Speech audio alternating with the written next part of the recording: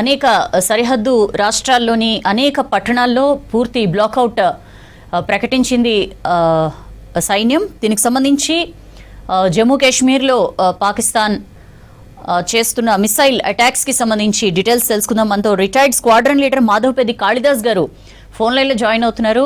Sir Kalidas గారు, మనం చూస్తున్నాం పాకిస్తాన్ రెస్పాన్స్ చూస్తున్నాం. ఎస్పెషల్లీ జమ్మూ కాశ్మీర్ని టార్గెట్గా చేసుకుని మిసైల్స్ ఇవన్నీ కూడా ప్రయోగిస్తున్న పరిస్థితి. ఆల్రెడీ 2 JF-17లు అండ్ ఒక F-16 మనం సక్సెస్ఫుల్గా కూల్చివేయగలిగాం.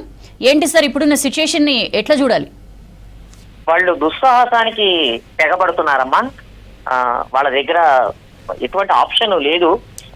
వాళ్ళు కేవలం దుస్సాహసానికి తెగబడ్డారు.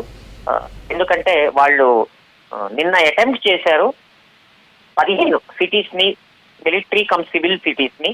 ఎందుకంటే మనం కొట్టిన దెబ్బ ఉగ్రవాద శిబిరాలను కొట్టాము. మరి వాడు దేన్ని కొట్టాలి? ఉగ్రవాద శిబిరాలు లేవు మన దగ్గర. అందుకని వాళ్ళు మిలిటరీ అండ్ పౌర నివాసాలు కానివ్వండి, జనావాసాలు కానివ్వండి, నగరాలు కానివ్వండి, వాటి మీద అటెంప్ట్ చేశారు. చాలా సమర్థవంతంగా మన ఎయిర్ డిఫెన్స్ సిస్టమ్, మన ప్రేక్షకులకి సమయంలో తక్కువ సమయం ఉంది అయినా చెప్తాను. ఎయిర్ డిఫెన్స్ సిస్టమ్ అంటే రాడార్స్ ఉంటాయి, మిజైల్స్ ఉంటాయి ప్రధానంగా. దాని తర్వాత అటాక్ గన్స్ అని ఉంటాయి. సో మన ఎయిర్ డిఫెన్స్ సిస్టము ముఖ్యంగా రష్యా నుంచి తెచ్చుకున్న S-400 స్వదేశీ విజ్ఞానంతో మనం రూపొందించినటువంటి ఆకాశ్ సిస్టమ్స్, ఇతరత్ర సపోర్టింగ్ మెజర్స్ తో చాలా అద్భుతంగా వాళ్ళ దాడుల్ని తిప్పికొట్టాము. కొట్టిన తర్వాత ప్రతి దాడి మనం చేశాము. వాళ్ళ air defence system Lahore and Sialkot ని 100% నిర్వీర్యం చేసేసాము.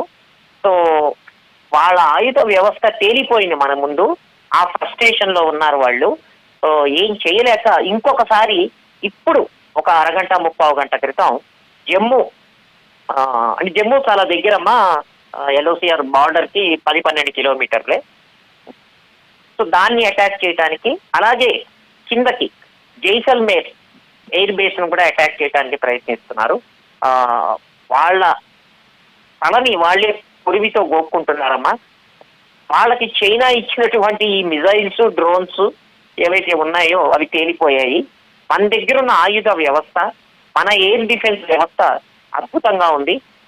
ఇప్పుడే స్క్రోలింగ్ లో జాతీయ వార్తా ఛానల్స్ లో చూస్తుంటే వాళ్ళు ఎట్లా అయితే అటాక్ చేశారో ఇప్పటికీ అవి ఎక్కడ ఎటువంటి విధ్వంసం కానీ మనకి ఎటువంటి నష్టం కానీ జరగలేదని తెలుస్తోంది.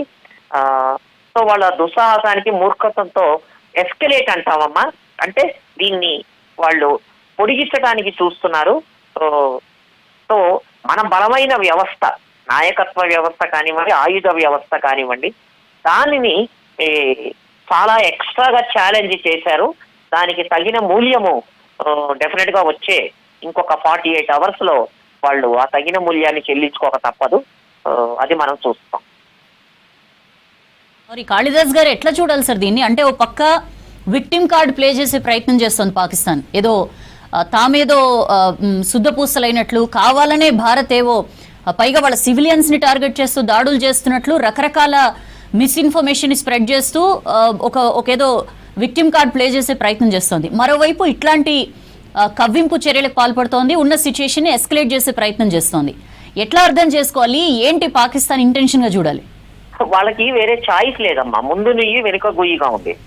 ఎందుకంటే ఇప్పుడు అక్కడ ప్రజలు భారత్ తో యుద్ధం చేయకపోతే వాళ్లే తిరగబడి ఆర్మీ అండ్ ISN అటాక్ చేసే పరిస్థితి వస్తుంది. ఇలాగే ఉంటే ఒకవేళ మనల్ని టచ్ చేయాలన్నా దేన్ని టచ్ చేయాలి? ఉగ్రవాద శిబిరాలు లేవు మనకంటే, ఉగ్రవాద శిబిరాలు ఉన్నాయి, దానికి ప్రూఫ్స్ ఉన్నాయి. అంతర్జాతీయ వేదిక మీద మనం పాకిస్తాన్ ని దోచిగా నిలబెట్టి దెబ్బ కొట్టి చూపించాం. మన ఆయుధ వ్యవస్థ ఎంత గొప్పగా ఉంది, మన దేశ నాయకత్వం ఎలాంటి స్వేచ్ఛ ఇచ్చింది మన మిలిటరీకి, ఎంత పకడ్బందీగా అందరూ కలిసి కోఆర్డినేట్ చేశారు అన్నది పాకిస్తాన్ కి మన సత్తా ఏమిటో చూపించే విధంగా మనం ఆపరేషన్ సింధూర్ ద్వారా ఉగ్రవాద శిబిరాలను కొట్టాం. మరి వాడు ప్రతిస్పందన, ప్రతి దాడి దిగకపోతే వాళ్ళ పరువు పోతుంది, వాళ్ళ ప్రజలు వాళ్ళను క్షమించరు.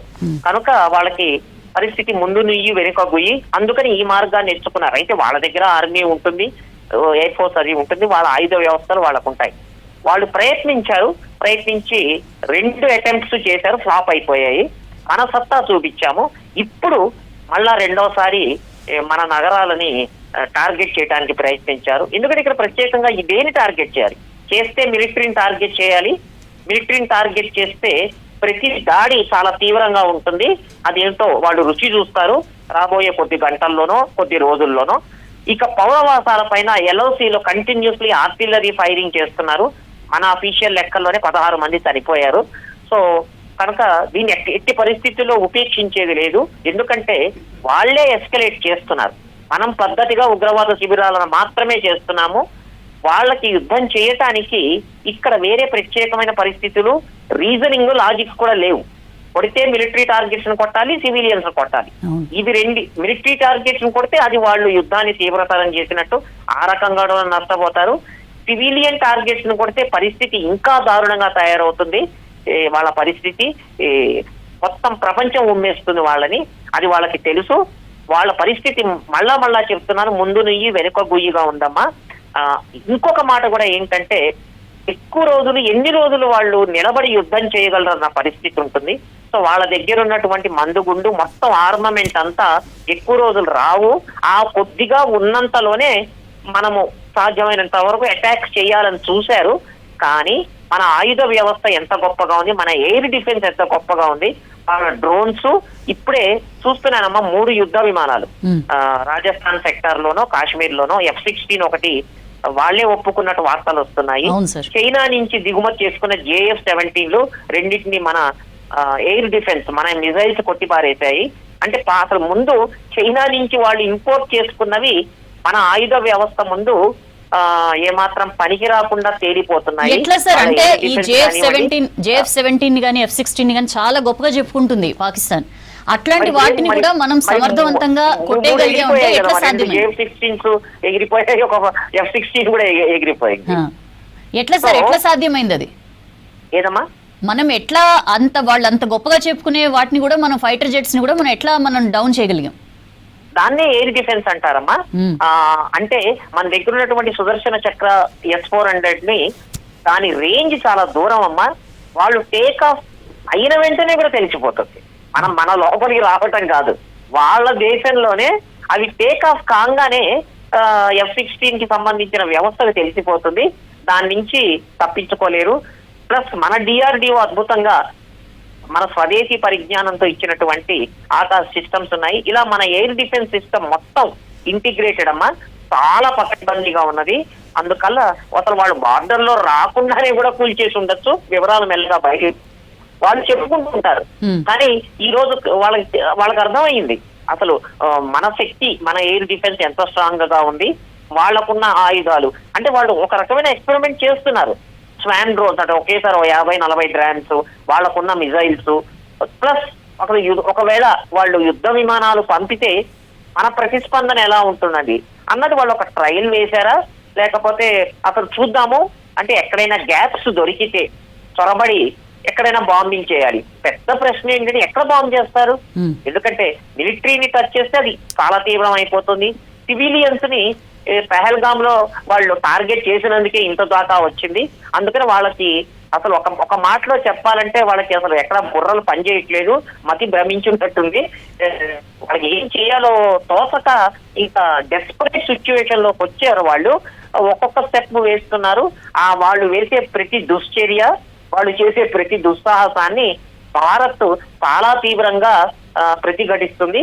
అది రాబోయే కొద్ది గంటల్లో, రోజుల్లో మనకి తెలుసు. Right sir, thank you Kalidas గారు. జై హింద్ అమ్మ.